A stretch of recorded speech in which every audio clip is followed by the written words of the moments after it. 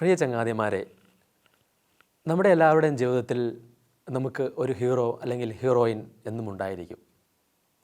അത് ഒരുപക്ഷെ നമ്മുടെ മാതാപിതാക്കളോ നമ്മുടെ ചങ്ക് കൂട്ടുകാരോ അല്ലെങ്കിൽ ഏതെങ്കിലും ഫിലിം സ്റ്റാർസോ അല്ലെങ്കിൽ മറ്റ് മഹത് വ്യക്തികളോ എന്നിവരൊക്കെ ആയിരിക്കാം. അത് ചിലപ്പോൾ അവരുടെയൊക്കെ ജീവിതത്തിലുള്ള ചില സവിശേഷ ഗുണങ്ങൾ നമുക്ക് വളരെ പ്രത്യേകതയുള്ളതായിട്ട് തോന്നിയേക്കാം. അതുകൊണ്ട് തന്നെ ചില പ്രത്യേക വ്യക്തികളെ നമ്മുടെ ഹീറോസായിട്ട് നാം നമ്മുടെ ജീവിതത്തിൽ കാണാറുണ്ട്.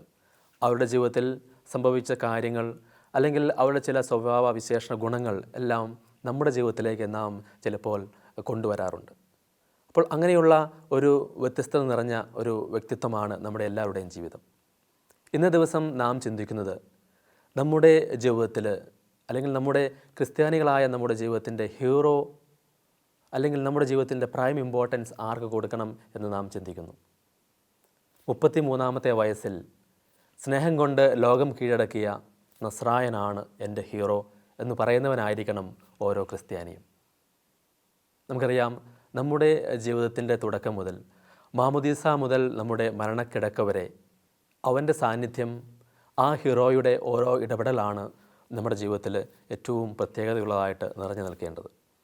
നമുക്കറിയാം, ഇന്നത്തെ ഒരു പുതിയ പൃഥ്വിരാജിൻ്റെ സിനിമയിലെ ഡയലോഗ് ഇപ്രകാരമാണ്: നെപ്പോളിയൻ, കർണൻ, ഭഗത് സിംഗ് ഇവർ മൂന്നുമാണ് എൻ്റെ ഹീറോസ്. അവർ മൂന്നുപേരും തോറ്റുപോയവരാണ്, എങ്കിലും ഞാൻ കളിക്കുന്നത് ജയിക്കാൻ വേണ്ടിയാണ്. അത് എന്ത് വില കൊടുത്തും ഞാൻ ജയിച്ചിരിക്കും. പ്രിയ കൂട്ടുകാരെ, ജീവിതത്തിൻ്റെ ഹീറോസ് അത് ചിലപ്പോൾ പരാജയപ്പെട്ടു പോയതായിരിക്കാം അല്ലെങ്കിൽ വിജയിച്ചവരായിരിക്കാം.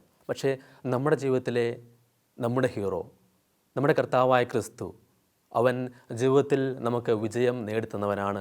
നമ്മെ ഓരോരുത്തരെയും വിജയത്തിലേക്ക് കൊണ്ടുപോകാൻ കടന്നു വന്നവനാണ്. അപ്പോൾ നമ്മുടെ ജീവിതത്തിലെ ഹീറോ അവനായിരിക്കുമ്പോൾ നാം മറ്റൊന്നുകൊണ്ടും അല്ലെങ്കിൽ മറ്റൊന്നിനെയും ഭയപ്പെടേണ്ടതില്ല. ഒരുപക്ഷെ നമ്മുടെ ജീവിതത്തിൽ തോൽവികളുണ്ടാകാം, അല്ലെങ്കിൽ നമ്മുടെ ജീവിതത്തിൽ പരാജയങ്ങളുണ്ടാകാം. നാം ആഗ്രഹിക്കുന്ന രീതിയിലുള്ള നമ്മുടെ ജീവിതത്തിൽ ഉയർച്ചകൾ ഉണ്ടാകാതിരിക്കാൻ സാധിക്കും.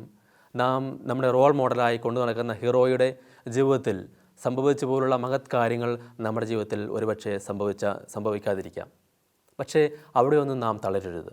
അവിടെയാണ് ക്രിസ്ത്യാനി എന്ന് നാം അഭിമാനിക്കുമ്പോൾ നമ്മുടെ ജീവിതത്തിൻ്റെ ഹീറോയുടെ ആ രഹസ്യം അല്ലെങ്കിൽ ഹീറോയുടെ മഹാത്മ്യം നാം കാണിച്ചു കൊടുക്കേണ്ടത്. 33-ാമത്തെ വയസ്സിൽ നമുക്ക് വേണ്ടി കുരിശിൽ മരിച്ച ആ ഹീറോയെ നമ്മുടെ റോൾ മോഡലായി നമ്മുടെ ജീവിതത്തിൽ നാം കാത്തുകൊള്ളുമ്പോൾ, അല്ലെങ്കിൽ അവനെ നമ്മുടെ ജീവിതത്തിൽ എല്ലാത്തിനും മുൻപിൽ നാം വയ്ക്കുമ്പോൾ നമ്മുടെ ജീവിതം എപ്പോഴും ഒരു വിജയമായിരിക്കും, പരാജയമായിരിക്കുകയില്ല എന്ന് നമുക്ക് മനസ്സിലാക്കാം. അതുതന്നെയായിരിക്കണം നാം നമ്മുടെ വ്യക്തി ജീവിതത്തിലും അതുപോലെ തന്നെ നമ്മുടെ കുടുംബജീവിതത്തിലും, നാം ജോലി ചെയ്യുന്ന സ്ഥാപനങ്ങളിലും, അല്ലെങ്കിൽ നാം ഇടപെടുന്ന ആരോടാണെങ്കിലും, അല്ലെങ്കിൽ അവരുടെ വ്യക്തിപരമായ ജീവിതത്തിലാണെങ്കിലും അവിടെയെല്ലാം നമ്മുടെ ഈ ക്രിസ്തുവിനെ കൊണ്ടുവരുവാൻ, അവർക്കെല്ലാവർക്കും ഈ റോഡ് മോഡൽ നമുക്ക് കാണിച്ചു കൊടുക്കുവാൻ സാധിക്കുമെങ്കിൽ അത് നമ്മുടെ ജീവിതത്തിന് വിജയമായിരിക്കും.